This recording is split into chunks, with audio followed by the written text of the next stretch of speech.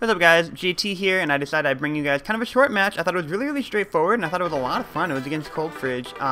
Obviously I figured out how to put words onto the screen, which is really exciting. The music today is going to be from Spin on the Bridge from the Streets of Rage remake.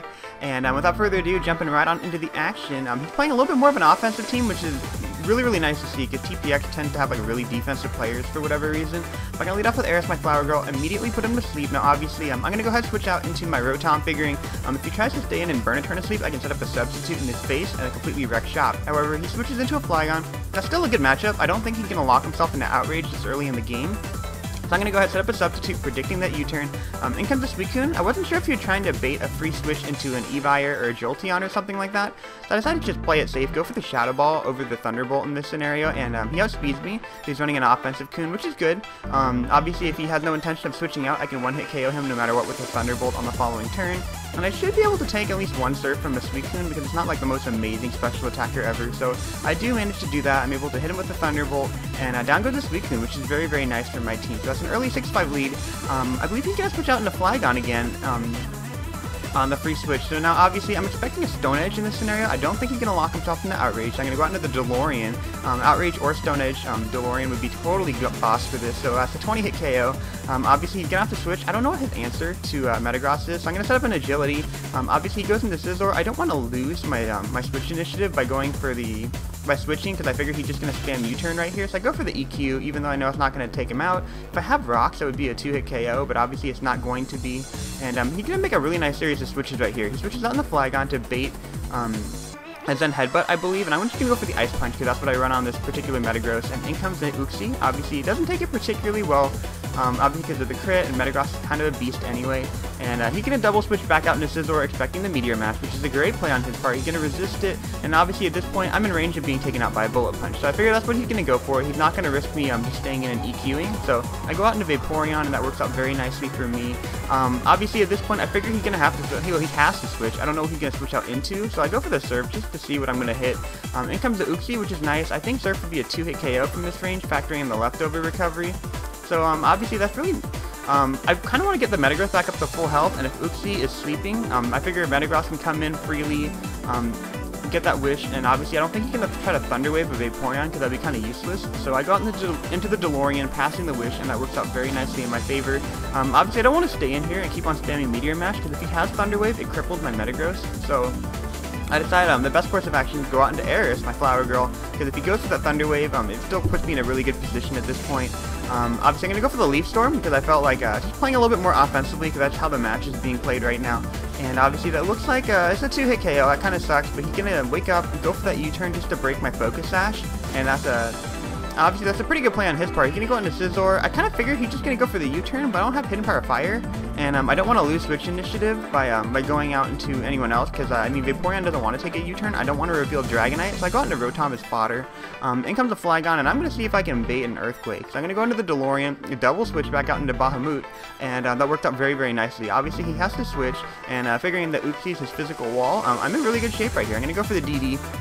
In comes the Uxie, and obviously at that point Dragon Claw is definitely going to be a one-hit KO. So down goes his Uxie, and I figure his only real answer to Dragonite right here is to go back out into his Scarf Flygon. So I figure if he's going to go out into his Scarf Flygon, he has to lock himself into Outrage. So I'm going to go into the DeLorean, because I did pass the Wish off, which means that's going to be a 3-hit KO now, and he goes for the Outrage, and that works out so perfectly. Obviously I can tank the next Outrage, finish him off with an Ice Punch, and I don't have to worry about Flygon, but he gets a critical hit because the game freaking hates me. So down goes the DeLorean, and obviously I go back out into Bubbles, because he's pretty much the only other guy I have on my team that kind of wants to take an Outrage. No one really wants to try to take an Outrage and then try to finish him off with an Ice move, so I go for the Surf right here, because it's the best move that I have against him. Unfortunately, it doesn't look like it's going to be a 2-hit KO, because obviously Rocks are not on the field the way the game's being played right now. So I go for the Protect, because I did way more damage than I was expecting. I'm not like fully physically defensive, but it's definitely a 3-hit KO, but I got to make sure, factoring in the leftover recovery and the Protect. So that's what I decided to do. Obviously I tanked the next Outrage, so that first hit was probably like major max damage right there.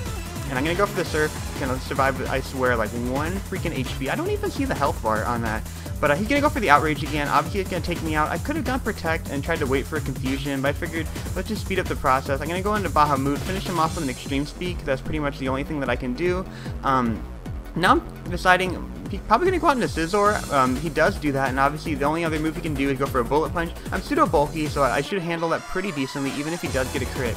And obviously I'm going to set up a DD right here. That works out very well, because at this point I have Extreme Speed. At +1, he's definitely going to be taken out by an Extreme Speed, and I figure after a DD, I don't know what else he has on his team besides the Scarf Flygon that would be able to check a Dragonite, which is very, very convenient for me. But he's going to go out into his own Dragonite, and obviously I'm figuring an Extreme Speed is coming my way, but I know I should be able to tank that regardless, even if he's running the wall breaking set.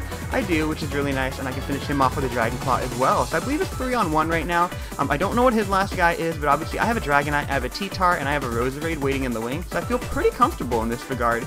But he shows the worst freaking poke in the whole game that he could have had at the very last thing. He chose a Lucario, and I'm like, Romeo must die. He goes for the Extreme Speed. Obviously he's able to take out my Dragonite, and I'm screwed because I have a T-Tar. That's not Scarf, so I'm going to go into T-Tar first to bait the close combat to get the special defense drop because I need Roserade to close out the game. I don't know if Eris can take an Extreme Speed factoring in that damage from the U-turn though, so I'm going to let him kill off the Tyranitar so I can guarantee that Leaf Storm's going to KO, and I'm going to go ahead and go out into Eris right now, and I'm going to see if I can live the Extreme Speed, Adamant, Life Orb, most fierce late game sweeper in 4th gen, and I tank the hit with 10 HP. I think standard Rosie sits at 261, I'm sitting at 281. So 20 HP for the freaking win. I'm able to tank that hit, and that's a 1-0, and that is a close game, and I thought that was a hell of a lot of fun. Obviously, great game, ColdFridge. I hope you guys enjoyed that video. Definitely feel free to click the like button if you did. I figured out how to put words into the video, so I'm really excited about that. That'll help me out whenever I do like my next LP or something like that. But I hope you guys enjoyed, because I know most of you, the majority of people that are subbed to me actually don't watch any of my videos anymore, so I don't know if it's because they're looking for Wi-Fi battles, maybe they want to watch Let's Plays. I have no idea. So if you enjoyed the video, feel free to click the like button. Maybe sub boxes aren't working, maybe that's the problem. But yeah, that's it. I want to keep the video kind of short, and I'll talk to you soon. Bye.